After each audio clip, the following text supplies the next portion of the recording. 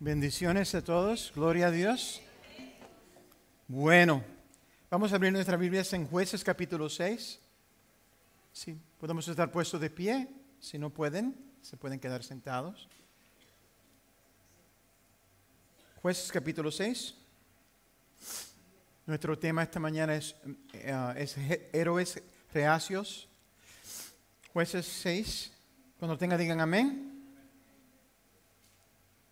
Jueces 6, comenzando en el versículo 11. Dice, entonces vino el ángel de Jehová y se sentó debajo de la encina que está en Ofra, la cual era de Joás Abiezerita. Gedeón su hijo estaba sacudiendo el trigo en el lagar para esconderlo de los medianitas. Cuando se le apareció el ángel de Jehová y le dijo, Jehová está contigo, hombre esforzado y valiente. Amén. Oremos. Señor, te damos las gracias por este día que nos has dado, Señor, por tu Espíritu Santo, Señor. Te pedimos, Señor, que nos abra el conocimiento, el corazón, Padre, para recibir lo que tú tienes para nosotros esta mañana. Señor, te adoramos y estamos agradecidos, Señor, por todo lo que has hecho por nosotros, Señor, y continúas haciendo. Tú has sido bueno, Señor.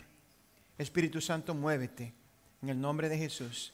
Amén y amén. ¿Pueden sentarse, amados?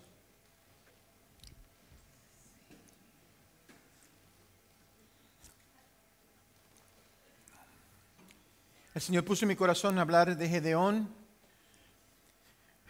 y en particular vamos a ver en un ratito algo importante varias cosas importantes de la historia de Gedeón. Gedeón, como muchos de nosotros, cuando entra a la escena, está simplemente tratando de sobrevivir de un día al otro, pero el enemigo estaba decidido a hacer su vida y a la de su pueblo miserable. Como la mayoría de verdaderos héroes, el propósito de su vida no era ser un héroe. Los héroes suelen surgir por necesidad más que por diseño. Tal fue el caso con Gedeón. El capítulo 6 de Jueces comienza con un tema que se extiende a lo largo del libro. Así es como lo dice la palabra del Señor en el versículo 1 del capítulo 6. Dice, los hijos de Israel hicieron lo malo ante los ojos de Jehová, y Jehová los entregó en manos de Midian por 7 años, no 7 días, no 7 horas, por 7 años. Es interesante que nosotros, ¿verdad?, leemos que Dios fue el que los entregó a las manos de los medianitas. Dios explica por qué lo hizo en el versículo 8, comenzando en la segunda parte. Dice, así ha dicho el Señor Dios de Israel, yo los hice subir de Egipto y los saqué de la casa de esclavitud. Los libré de mano de los egipcios y de mano de todos los que los oprimían, a los cuales eché de delante de ustedes y les di su tierra.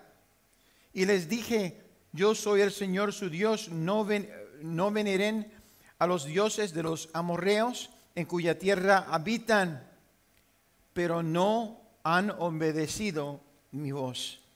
Pero no han obedecido mi voz. Amados, las acciones tienen consecuencias. Las acciones tienen consecuencias.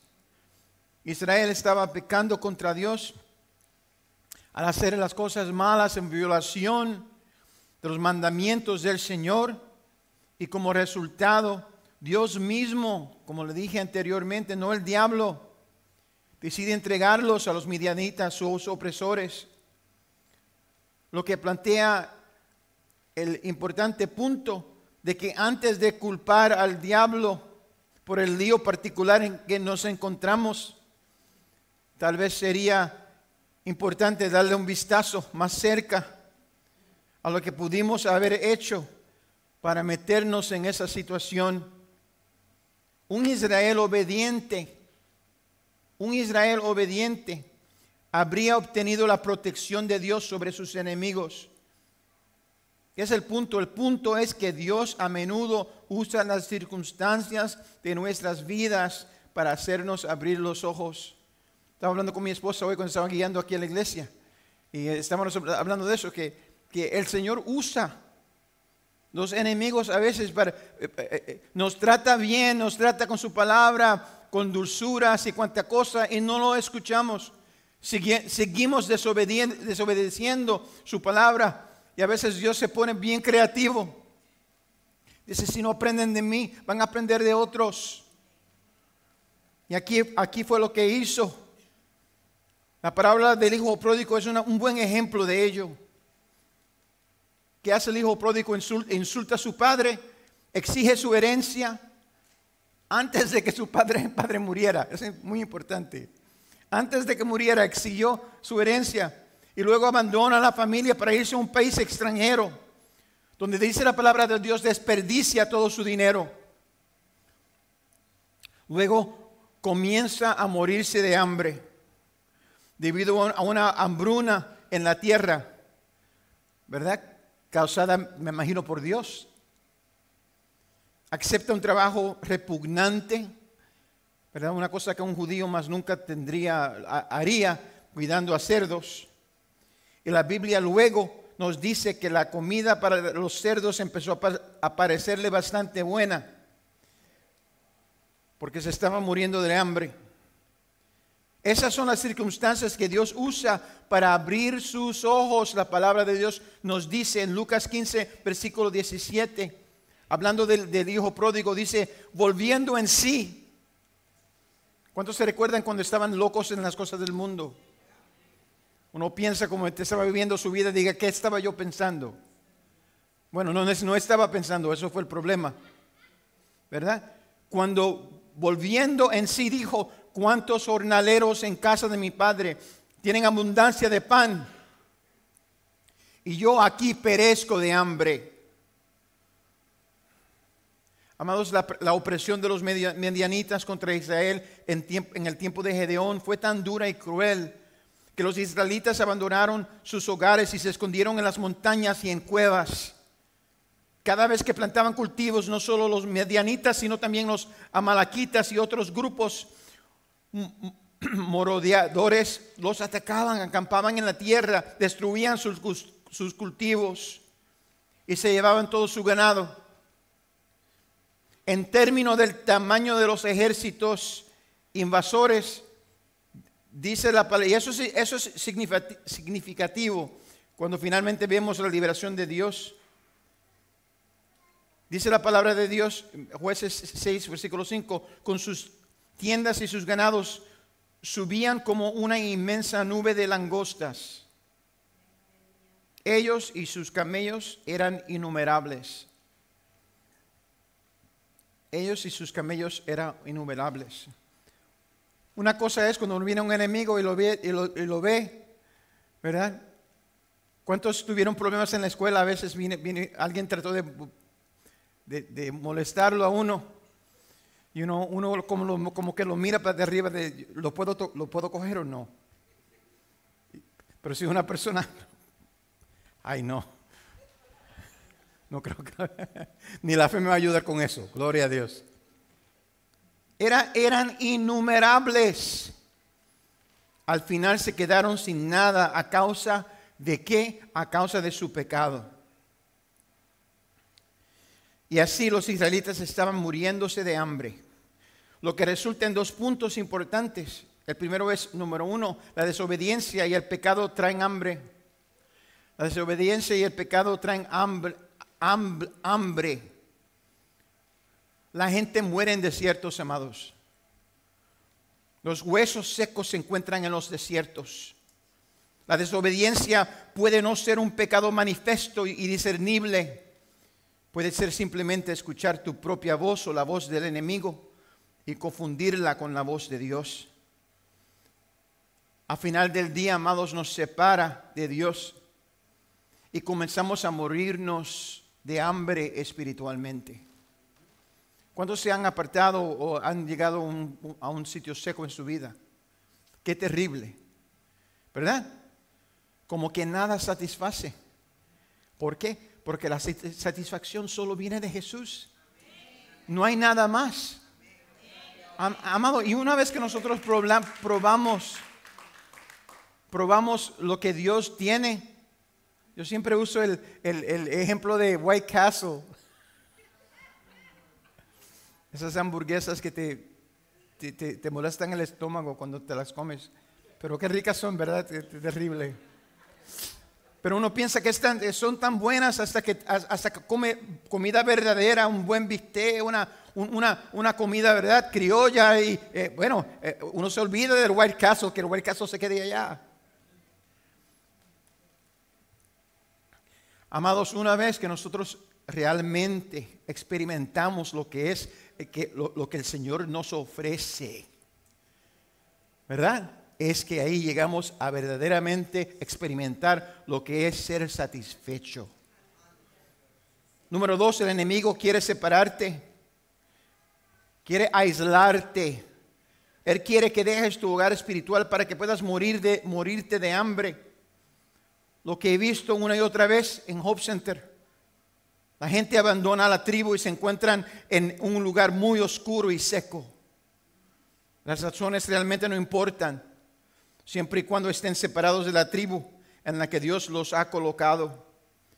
Aquí es donde entra en juego la técnica de los amalequitas de matar a los extraviados. Es lo que Dios todavía hace hoy. Lo que el diablo todavía hace hoy. Él te separa al convencerte de estas, ¿verdad?, dolidas de la iglesia, o alguien te habló mal o no te miró. Señor, reprenda al diablo. Lo puedo decir, Señor, reprenda al diablo. No voy a la iglesia. Voy a parar de la iglesia. ¿Por qué? Porque este me ofendió. Realmente, qué estupidez. Amén. Perdone que lo diga así tan simple. Amén. ¿Me pueden entender? Si Dios está aquí, ¿qué me importa lo que otros piensen? Que me critican, que me persigan, que digan de mí lo que quieran. ¿Qué me importa? ¿Por qué? Porque tengo a Cristo y eso es lo único que necesito. Si amamos, ¿verdad? Bendecimos, pero si nos maldicen, gloria a Dios también, que nos maldigan. ¿Por qué? Yo no estoy buscando bendición de ti, yo estoy buscando bendición de Dios.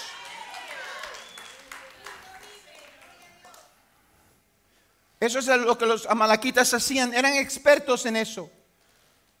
Esperaban que la gente se quede atrás, ¿verdad? Y se aísle del resto de Israel y los cogía, los mataba. ¿Por qué? Porque estaban solos. Los israelitas finalmente se dan cuenta de que están prácticamente condenados y la palabra dice en versículo 6, de este modo se empobrecía Israel en gran manera por causa de Madián, y los hijos de Israel clamaron a Jehová. Cuando se están muriendo de hambre, Dios te lleva a ese punto, y es ahí a donde hubieran clamado a Jehová antes de esto, ¿no? Pero no, esperan hasta lo último para entonces clamar a Jehová. Es en este punto que nuestro héroe entra a la escena. Versículo 11. Entonces vino el ángel de Jehová y se sentó debajo de la encima que está en Ofra, la cual era de Joás Abierserita. Gedeón, su hijo, estaba sacudiendo el trigo en el lagar para esconderlo de los madianitas. Cuando se le apareció el ángel y le dijo el ángel: Jehová está contigo, hombre esforzado y valiente. El pasaje establece nuestro primer punto esta mañana y es este: puedes elegir quién te define. Puedes elegir quién te define. Esa es una promesa, amados, condicional. Puedes definirte a ti mismo haciendo lo tuyo, o puedes dejar que Dios te defina, caminando en fe y obedeciendo a Jesús. Se supone que debemos caminar por fe y no por vista. Amén. Pero la mayoría de nosotros Los ojos ganan la batalla en nuestras vidas. Cualquier fe que se supone que debamos tener es consumida por el pesimismo abrumador que el diablo arroja sobre nosotros como resultado de que fijemos nuestros ojos en nuestras circunstancias, tan locas que sean, en lugar de en Jesús, de quien depende nuestra fe. Amados, desafortunadamente, lo que percibimos que somos generalmente se convierte en lo que define quiénes somos. Este fue el caso con Gedeón. Gedeón se escondía del enemigo y trillaba trigo silenciosamente en el fondo de un lagar. Y no escucha la parte, ¿verdad?, de lo que le dijo el ángel. Hombre esforzador y valiente. No lo oye. No lo oye. En cambio lo ignora por completo y se concentra en la segunda parte de la oración. El Señor está contigo. La reacción de Gedeón fue invaluable, muy judío en mi opinión. ¿En serio? ¿El Señor está conmigo? ¿Me estás tomando el pelo? Escuche lo que Gedeón le dice al ángel. Si Jehová, en versículo 3, si Jehová está con nosotros. La mayoría de nosotros, si viene un ángel y nos dice algo así, nos impresionamos. Valiente, hombre poderoso, wow, me siento bien. Pero no Gedeón. ¿Por qué? Porque él tenía su propia agenda. Ya él había en su mente decidido quién era él. Si Jehová está con nosotros, le dice el ángel, ¿por qué nos ha sobrevenido todo esto? Y sigue, no se queda ahí. ¿Dónde están las maravillas que nuestros padres nos han contado? ¿No nos sacó Jehová de Egipto? Y ahora Jehová nos ha desamparado y nos ha entregado en manos de los madianitas. Eso establece nuestro segundo punto esta mañana y es este. Dios permanece a través del dolor. Dios permanece a través del dolor. ¿Cuántos saben que es cierto? Eso es algo realmente difícil de percibir para la mente religiosa. Que Dios puede estar con nosotros aún cuando somos completamente desobedientes. La cuestión es que los padres no abandonan fácilmente a sus hijos. Dios le dijo a Moisés en Deuteronomio 31 que nunca lo dejaría y nunca lo desampararía. Él no dejaría a su pueblo Israel. Al dar a sus discípulos la gran comisión de predicar el Evangelio por todo el mundo, Jesús les promete, y a usted y a mí por extensión, Mateo 28:20 dice, y enseñándoles que guarden todas las cosas que os he mandado, dice, y yo estoy con vosotros todos los días, hasta el fin del mundo. No en los días buenos, no en los días cuando todo nos va bien, todos los días. Cuando estás triste, Dios está ahí. Cuando estás llorando, Dios está ahí. Cuando estás en dolor, Dios está ahí. Cuando el doctor te dice que tienes cáncer, Dios está ahí. ¿Me están oyendo? No nos deja, no nos abandona. Él se queda con nosotros en medio del fuego. Es un Dios que se queda, que se mantiene firme con nosotros. El ángel ignora la perorata de Gedeón porque era irrelevante. Amados, no importa en qué parte del desierto nos encontremos, si estamos en el desierto, ni cuánto tiempo llevemos allí. Lo que importa es dónde estamos ahora y hacia dónde vamos.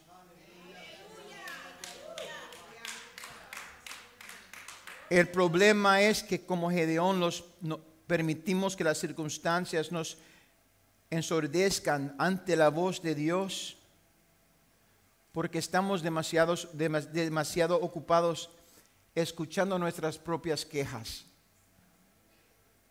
Si Dios los había entregado en manos de los medianitas debido a su pecado, pero todavía estaban con ellos, estaba con ellos en su dolor. Él estuvo con ellos en su momento de necesidad, estuvo con ellos en el desierto. Y Él está aquí, amados, ahora mismo contigo y conmigo, independientemente de lo que puedas estar pasando en este momento.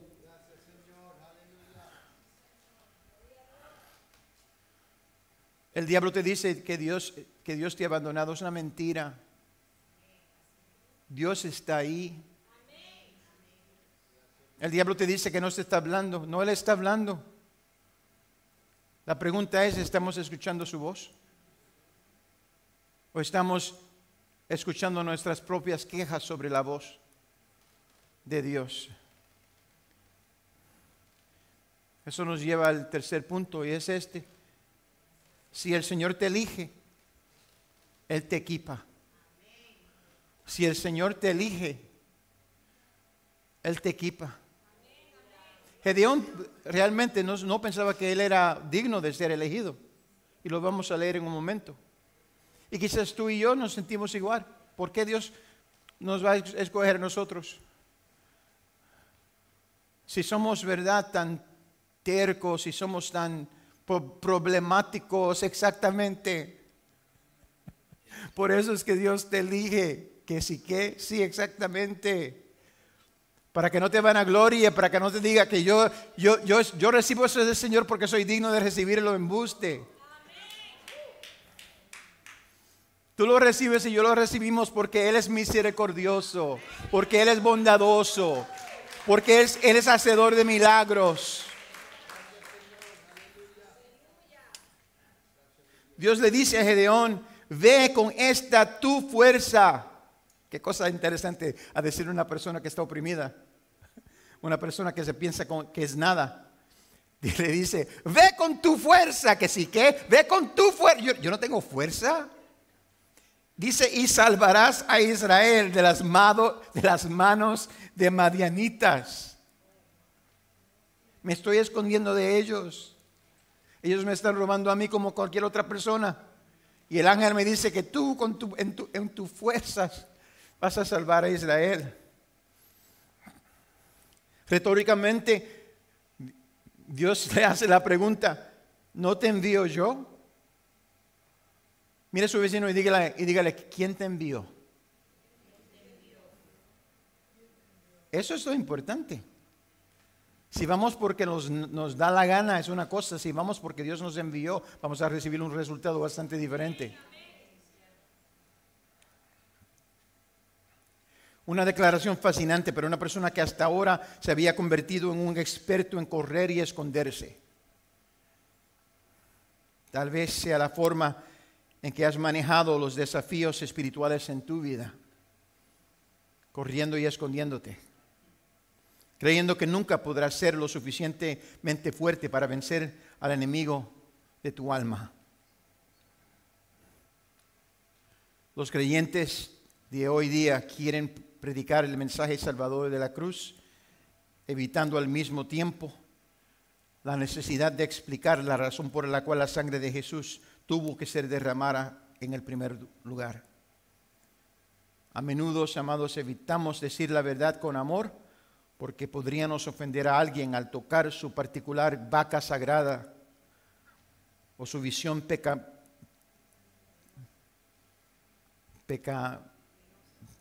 pecaminosa. Perdón.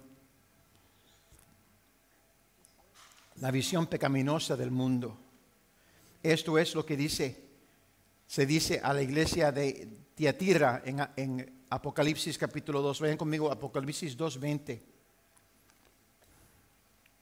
Dios está hablando a la iglesia de Tiatira y le dice, pero tengo contra ti que toleras que esa mujer Jezabel, que se dice profetiza, enseñe y seduzca a mis siervos para fornicar y para comer cosas sacrificadas a los ídolos. Yo le he dado tiempo para que se arrepienta, pero no quiere arrepentirse de su fornicación. Por tanto, yo lo arrojo en cama y en gran tribulación a los que adulteran con ella, si no se arrepienten de las obras de ella. A sus hijos heriré de muerte, y todas las iglesias sabrán que yo soy el que escudriña la mente y el corazón. Es importante esa frase, porque yo soy el que escudriña la mente y el corazón. Porque estamos hablando de actos y estamos hablando de pensamientos. Dice, os daré a cada uno según vuestras obras. Eso habla de un espíritu de Jezebel en la iglesia. Un espíritu promiscuo que busca llevar a los siervos de Dios, es decir, a los redimidos del Señor, por mal camino. La frase utilizada es muy interesante. Enseñé y seduzca a mis siervos para fornicar. ¿Cómo puede ser esto? Sencillo. Jesús eleva el pecado sexual en Mateo capítulo 5, versículo 28, cuando nos dice, pero yo les digo que todo el que mira a una mujer para codiciarla ya adulteró con ella en su corazón. Se trata de promover un ambiente que se niegue a desafiar lo que los creyentes tienen en sus mentes. Pecar y dejar pecar. Hay una frase, vivir y dejar vivir. No, en la iglesia es pecar y dejar pecar. Mientras que la palabra de Dios nos exige intervenir en los pensamientos de nuestros compañeros creyentes, nuestros hermanos y hermanas en el Señor, para que no cedan al pecado. Hebreos capítulo 3 nos dice, mirad hermanos, que no haya en ninguno de vosotros corazón tan malo e incrédulo que se aparte del Dios vivo. Antes bien, exhortaos los unos a los otros cada día, entre tanto que se dice hoy, para que ninguno de vosotros se endurezca por el engaño del pecado. Tenemos que cuidarnos los unos a los otros. ¿Por qué? Porque el diablo siempre está hablando mentira, mentira, mentira, mentira. Y cuando estamos observando nuestras circunstancias y quizás no estamos bien, ¿por qué? Porque estamos mal. Porque no estamos obedeciendo al Señor. No es que el Señor te ha abandonado, es que tú has abandonado al Señor. Hay una diferencia, pero el resultado es igual. ¿Verdad? Si hace frío, un frío terrible y hay una calefacción allí y yo me alejo de la calefacción, no importa por qué me estoy alejando. La cosa es que ese calor no va a llegar acá. Si queremos tener el calor de Dios, tenemos que acercarnos a Él y quitar todo lo que nos impida.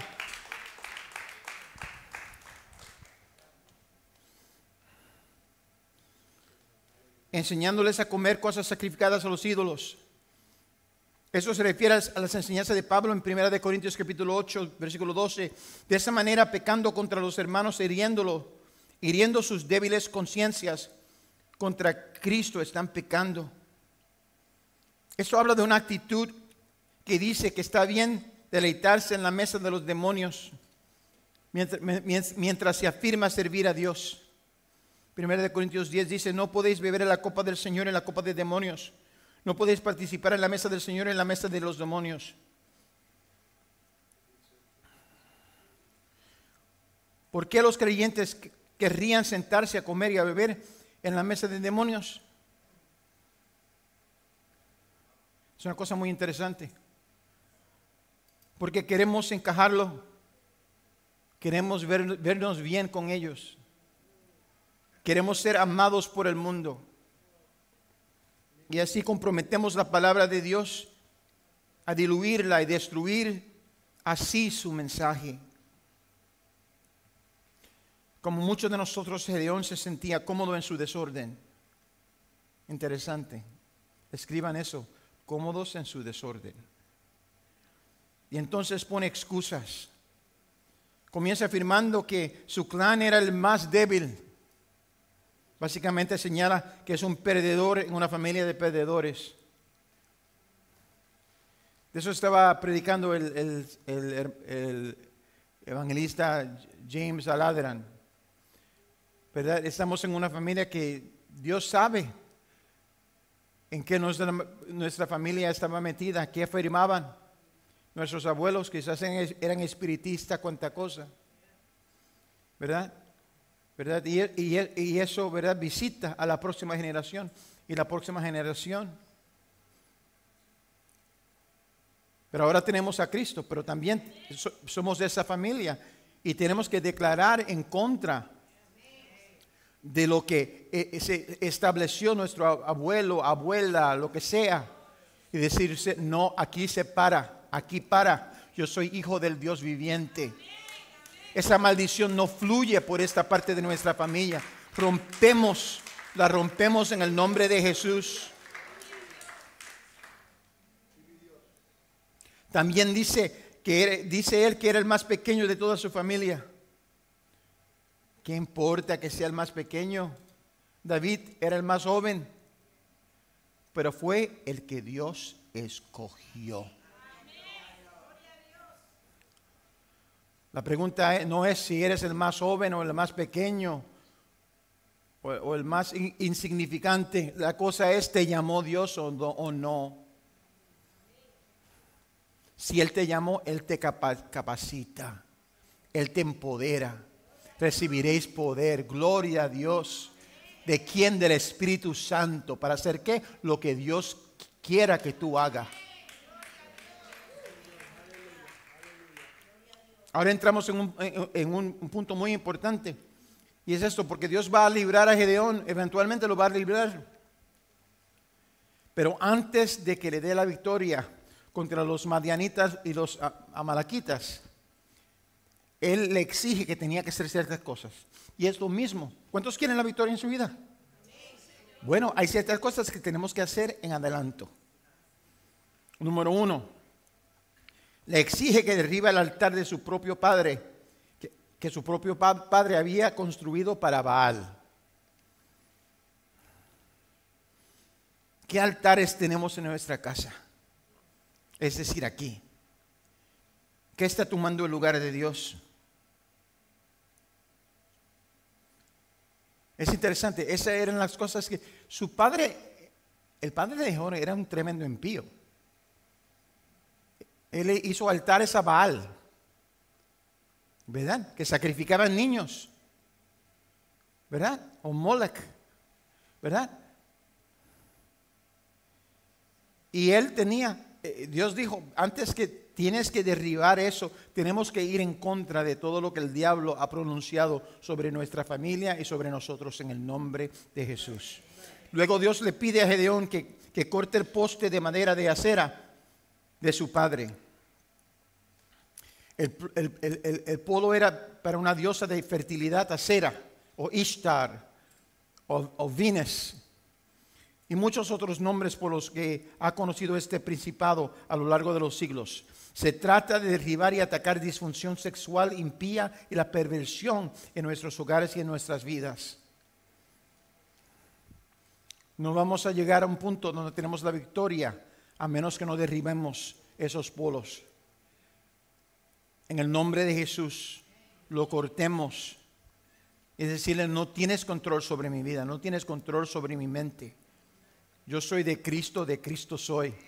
Como dice el himno, el corito.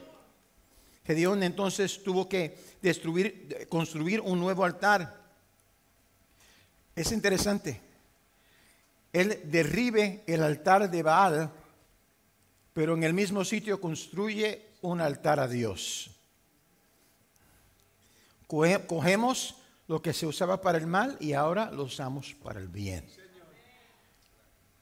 Primero derribamos, entonces construimos, ¿verdad? Pero construimos como Dios quiere que construyamos. Constructamos. Bueno, ya saben. Finalmente Dios le exige a Gedeón que ofrezca el sacrificio que Dios le exija en el nuevo altar que había construido para Dios. Solo después de hacer todo eso, Gedeón podría enfrentar la lucha contra el enemigo. La siguiente parte de la historia es lo que Dios realmente me impresionó hoy de hablar. Jueces 7, 2 al 3 dice, y el Señor le dijo a Gedeón, le dijo a Gedeón, el pueblo que está contigo es demasiado numeroso para que yo entregue a los madianitas en su mano, no sea que Israel se jacte contra mí diciendo, mi propia mano me ha librado. Ahora pues, pregona a oídos del pueblo y di, quien tema y tiemble, que se vuelva. Entonces Gedeón los probó y se volvieron 22,000 de ellos y se quedaron 10,000. Pasaron de 22,000 a 10,000, eliminando los cobardes.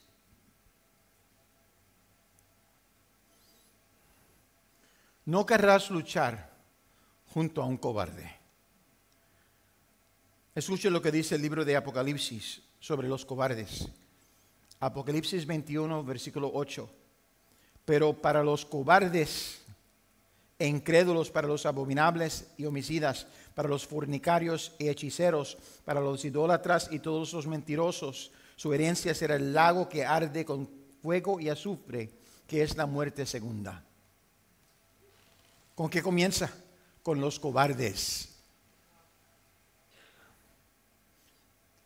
Es fácil servirle a Dios cuando no hay nada en el juego. Pero ¿qué pasa cuando todo está en juego? Hablamos de esto hace unas semanas cuando hablamos sobre los últimos tiempos y leímos Mateo 24, versículo 7, que dice, porque se levantará nación contra nación y reino contra reino. Habrá hambre y terremotos por todas partes, pues todas esas cosas son principios de dolores. Entonces los entregarán a tribulación y los matarán y serán aborrecidos por todas las naciones por causa de mi nombre.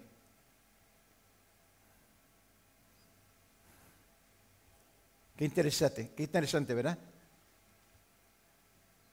Yo me hago la pregunta, si la gente lo encuentra difícil servirle a Dios ahora,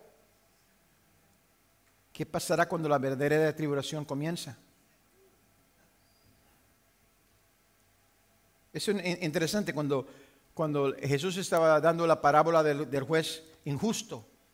Al fin de la parábola hace la siguiente pregunta en Lucas 18, 8.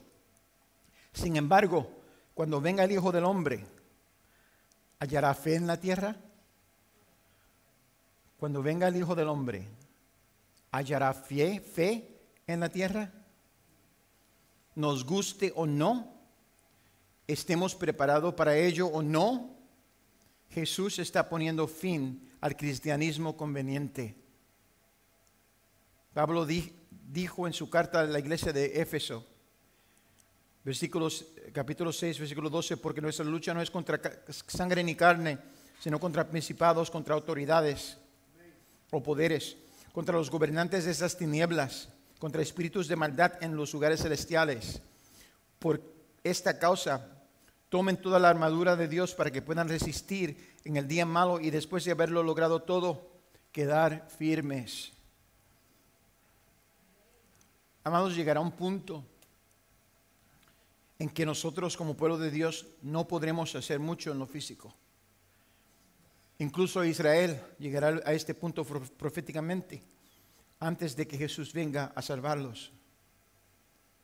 ¿Cuántos saben que a nivel mundial muchos países se están levantando contra Israel? Levanten sus manos si saben eso. ¿Saben que eso es profético? ¿Me están oyendo? Que todas las naciones se levantarán contra Israel. Y no solamente Israel físico, pero Israel, ¿verdad?, espiritual. Repitan conmigo, yo soy Israel. Repítalo acá, yo soy Israel. ¿Cuántos saben que las bendiciones de Abraham vienen a ti? Son tuyas, ¿verdad? Porque somos hijos de Abraham por la fe. ¿verdad? Solamente hay un Dios, el Dios de Abraham, Isaac y Jacob. Solamente un Dios. Jehová Dios de los ejércitos, el que servimos nosotros. Sin embargo, hay dos cosas que Dios requiere que hagamos. Al igual que los tres jóvenes hebreos ante Nabucodonosor. Es tan difícil decir ese nombre. Dios, en primer lugar, nos llama a no inclinarnos ante los dioses o los ídolos de este mundo y de nuestras vidas. No doblamos la rodilla. Y en segundo lugar, incluso cuando estamos heridos y no podemos luchar, Dios espera que todos nos mantengamos firmes. No doblamos rodillas y nos mantenemos firmes. Dos cosas. En el versículo 4 dice, pero el Señor le dijo a Gedeón, el pueblo aún es demasiado numeroso. Fueron de 22,000 a 10,000 y Dios está diciendo que el pueblo es demasiado numeroso. ¿Y cuán grande era el enemigo?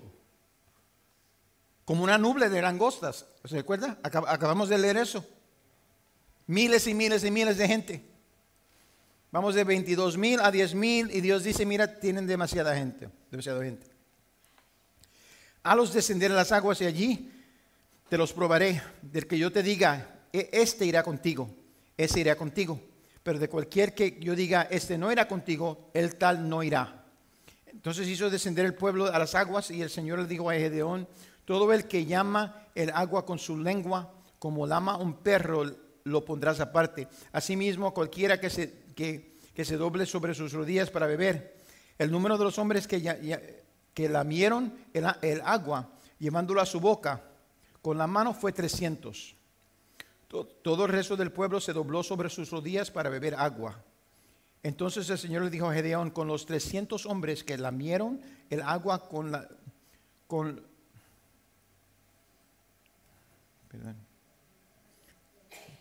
ahora los libraré y entregaré a los madianitas a tu mano. El resto del pueblo que se vaya cada uno a su lugar.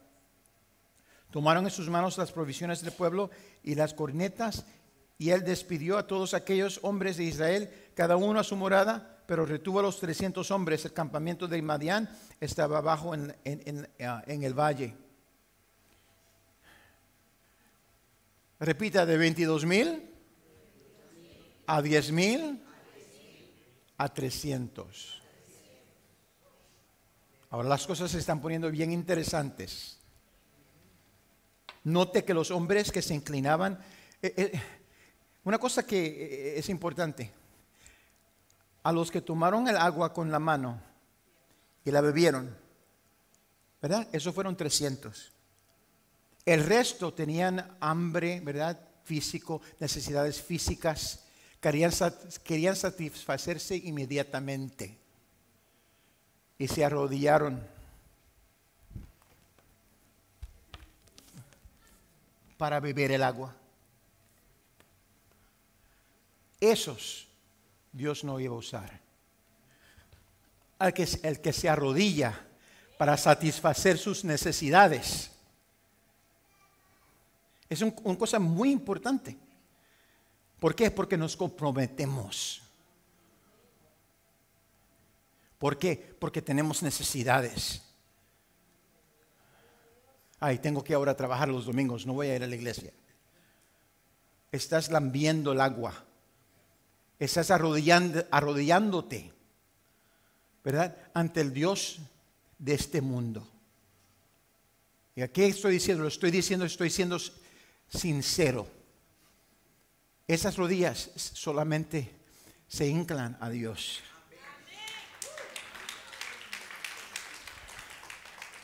¿Sabe cuántas veces en mi vida quisieron que yo trabajara los domingos? La mayoría de mi vida yo trabajé con judíos. Y los judíos no trabajan el sábado. Pero interesantemente trabajan los domingos. ¿Cuántos saben que muchos judíos trabajan los domingos? ¿Y qué querían ellos? Que querían que yo entre. Y yo siempre les decía a ellos, tú no trabajas sábados, yo no trabajo domingo. Porque ese es el día que yo separo para mi Dios.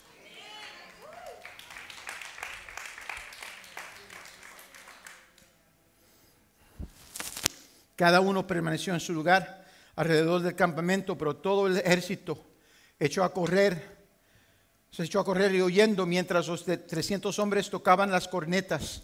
El Señor puso la espada de cada uno contra su compañero y en todo el campamento. ¿Cómo fue que Dios iba a tener, que ellos iban a tener el éxito con miles y miles de soldados con solamente 300? ¿Por qué? Porque Dios hizo que ellos se mataran a ellos mismos. Trajo confusión. Los hizo matarse los unos a los otros. Entonces el ejército contrario, previamente descrito como langostas en número, es derrotado por solo 300 hombres que, número 1, no se inclinaron, número 2, tocaron trompetas en señal de victoria.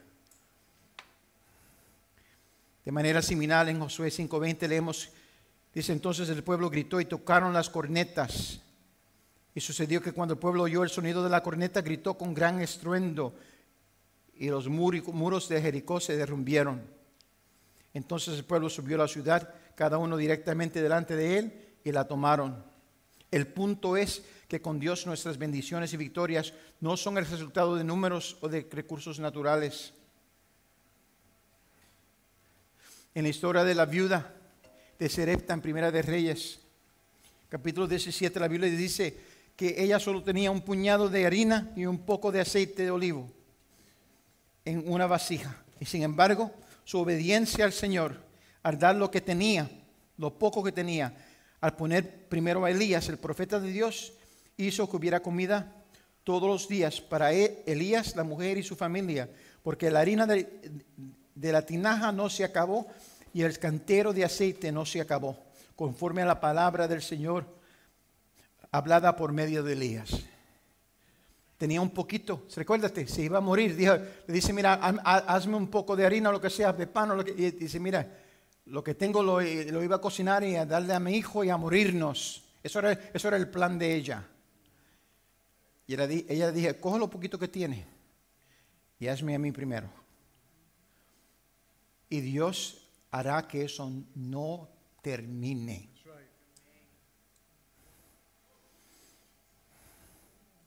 De manera similar vemos el mismo principio en el Nuevo Testamento, ¿verdad? Cuando estaba Jesús predicando, y llegó, se entardeció el día.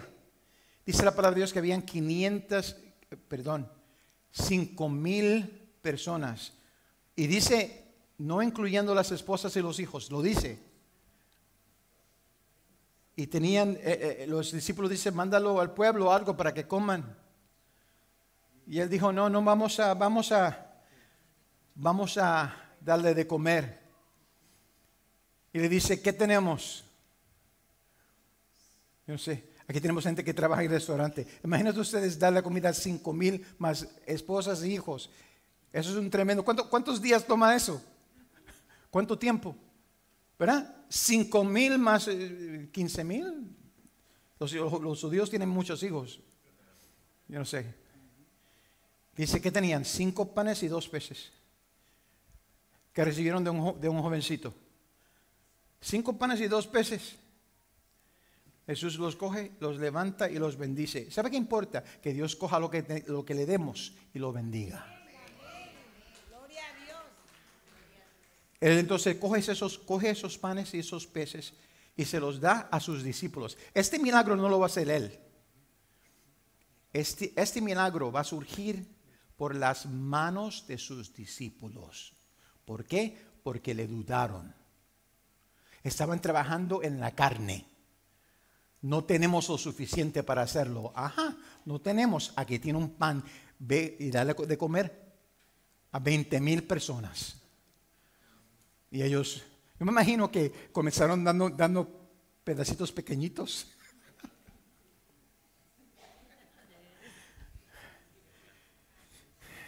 Pero cuando llegaron al número 100, el número 500, yo creo que le estaban dando pedazos grandes de pan. Toma. Coge 2 pescados tú mismo. Gloria a Dios. Aleluya. Dice que recogieron 12 canastas de pedazos que sobraron. 12 canastas de pedazos que sobraron. ¿Cuál es mi punto? Dios no busca circunstancias favorables. No busca números, ni recursos humanos o económicos, ni condiciones favorables en lo natural.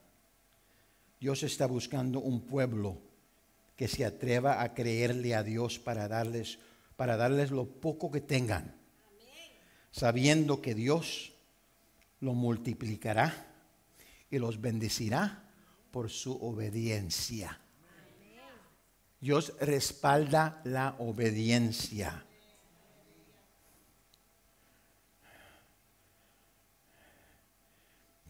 Tu renuncia a dar un paso hacia lo que Dios te llama a hacer no mitiga el deseo de Dios de convertirte en un héroe de la fe a través de la adversidad y la necesidad.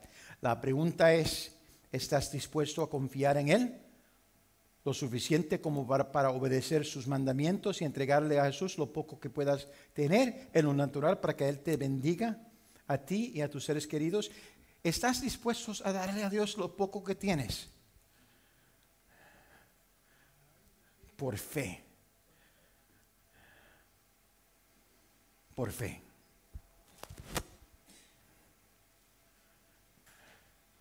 Es importante. Aquí tenemos mucha gente que son nuevas y todavía no han aprendido a diezmar, ¿verdad? Y vamos a tener la reunión de negocios el martes. Y vamos a ver un problemita porque no tenemos, y el problemita no son los gastos, porque los gastos han bajado. El problema es que el ingreso también ha bajado. ¿Por qué? En lo natural yo podría decir, porque las cosas se están poniendo difíciles. Amén. ¿Cuántos saben que las cosas se están poniendo? ¿Cuántos van al supermercado, gloria a Dios, a hacer compra? ¿Qué es eso? 2 o 3 cosas y 100 pesos. ¿Sí o no? ¿Qué está pasando? Pero a ti yo te digo que tu Dios es poderoso, que tu Dios multiplica. Él multiplica.